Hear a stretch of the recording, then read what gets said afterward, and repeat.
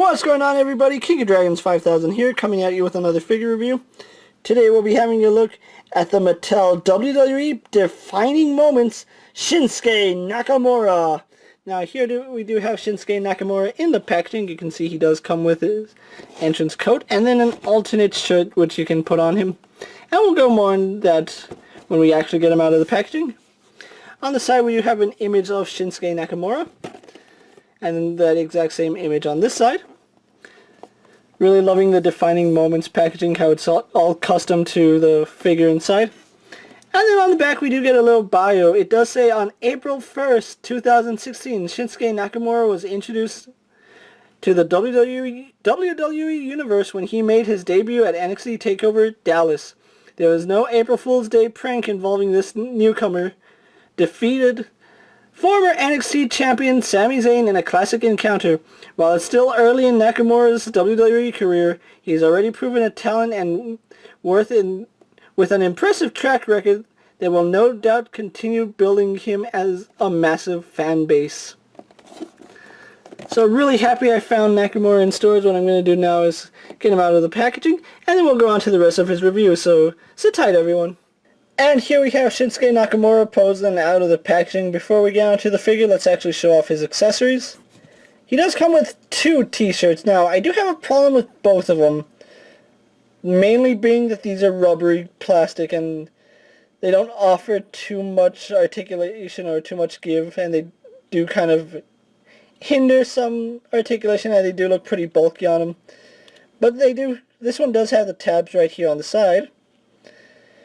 The only problem I have with this one is that there's no tabs on this side, so you're going to have to swing it around his arm, over his head, then clip it. It's a little harder to get on and off than this one. This one's actually a little easier. But I don't ever remember him wearing this shirt. He probably did, and I just probably missed that episode of NXT. But he does come with this shirt, so if you want to have him pose with that, you can. And he does come with this vest that I think is my preferred look for Nakamura. It does tab right here in the front, and it's a really nice, the way they engineered it, it looks pretty good. From a distance you really can't tell that it's seamed right here, but it does tab off. And something I noticed is that it's not too easy to get it on off. You pretty much gotta take his armband off like that. I've tried several times taking it on and off without knocking his armband off it, but to no avail. I always knock the armband off. But here we do have this shirt, and this one is quite detailed. Let's actually zoom in so you can see what I'm talking about. All these are sculpted on, and a lot of them are painted, so that's a lot of detail that went into this shirt or vest, whatever you want to call it. See, even the padding up here is sculpted. It's really plain on the back, but it's not a big deal. You're not going to really have him pose on the back, but really nice detail up in the front. And then we do get on some detail with this one. It almost has a pearlized look to it, which is really cool. I do like that. Like I said, not my preferred method that I'm going to have him pose with, but I really do like this particular shirt. I think it looks better on him, to be honest. And now let's get on to the figure, because there are some things that we do need to highlight about the figure. Number one being is that he does suffer from a loss of articulation. The way they made his body, it just doesn't work. The articulation is kind of, I don't know how to describe it. The articulation doesn't work, and we'll go more into that in detail when I show off the figure. This is articulation. Something to point out is that because this is a large rubber appliance, his left arm is always going to be sticking out unless you kind of move it to his bicep, and even then you can see his arm wants to jut out at an angle. A little unfortunate, but that is something to note. But other than that, you can take that off if you really want to. Other than that, he's still a really nice looking figure. I do like it. One thing I do want to point out is that he has a unique torso. To my knowledge, this torso hasn't been used on another figure, and I kind of like the fact that they're actually giving figures unique torsos. It does make it feel like you're actually getting more for your buck. And to my knowledge, the pants are also unique to him. Like, from the ankles up to the neck, it's all unique parts. The feet, the arms, are universal, and then he does have his unique head sculpt. Which, speaking of head sculpt, let's actually take a look at Nakamura's head sculpt. Moving the camera in. I think it looks enough like Nakamura that you'll be able to tell it's him. If not, the hair gives it away. From the prototype figures, they actually did fix the hair. It was like a really gray color. He looked old more than buzz cut right here. From certain angles, it does look like Nakamura, especially from like this side. You can obviously tell it's Nakamura. Like I said, unique torso to my knowledge. I don't think any other figure has used this torso. I might be wrong, so don't quote me on that. A little disappointed that these are painted on. Kind of wish that we got these sculpted. Same with the belt. The little silver rivets are painted on. It's not a sculpted piece. And moving all the way up the figure, you can see he is wearing the red leather pants. And then his red kick pads. Something to note is that, yes, they are kick pads. If you go back and see the original prototype figure, it had the laces. Really glad they fixed that. Nakamura wears kick pads, not wrestling shoes. Well, he wears kick pads over his wrestling shoes, but you know what I mean. He has a pad, not laces. So overall, really nice looking figure. Let's actually move the camera out so we can go on to his articulation. Now bear in mind, the way his hair is sculpted, it does affect his articulation. He can tilt his head side to side, although you're not really going to get much side to side going to the right side, only because his hair does get in the way.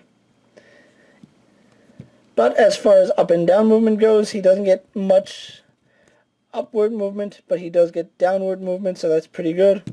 He can look down really well, actually. Spins left and right.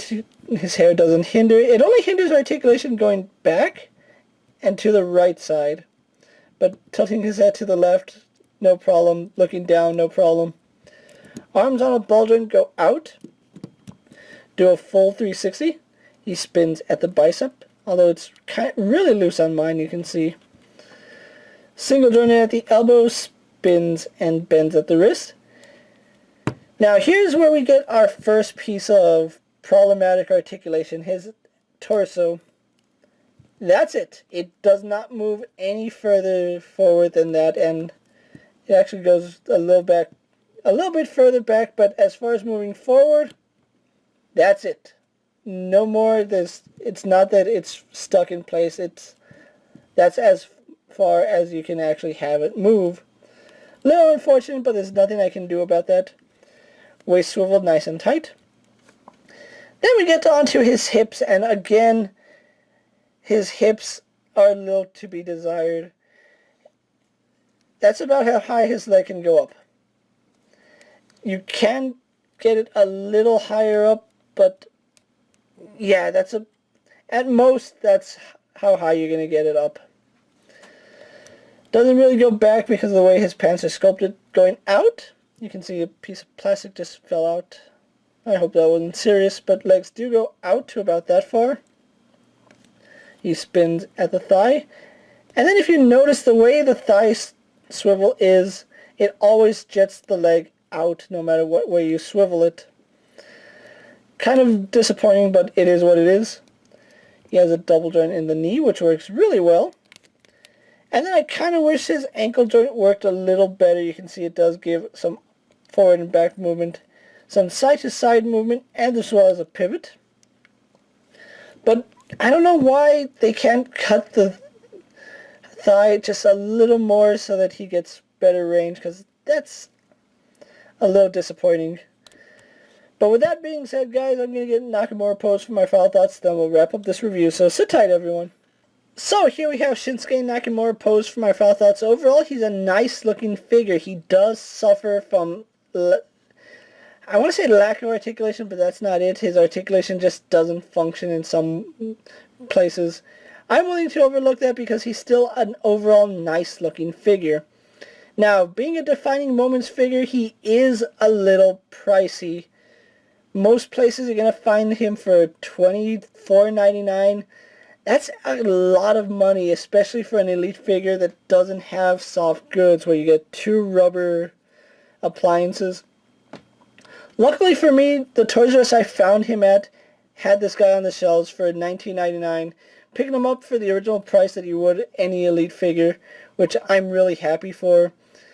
It's getting hard to justify paying $24 for Defining Moments figures that they just are something that could be released in any Elite series. But with that being said, guys, if you're looking for Nakamura, he is hitting stores now. If you want to pick him up, go ahead and pick him up. He's a really nice looking figure. I do have to stress that his articulation doesn't work in some places, but he is an overall aesthetically pleasing figure. If you can find him, definitely take a look at him. I don't think you'll be disappointed with him. With that being said, guys, I'm KingofDragons 5000 saying don't forget to like this video, leave a comment, subscribe to my channel, go check out all my other action figure reviews, all my WWE figures as well. If there's a video you guys would like to see me take a look at, let me know down in the comments, and I'll do my best to review it if it fits in my collection. And until next time, I'll see you guys later. Take care, everyone. My dreams are nightmares. How can I sleep? We got the gun.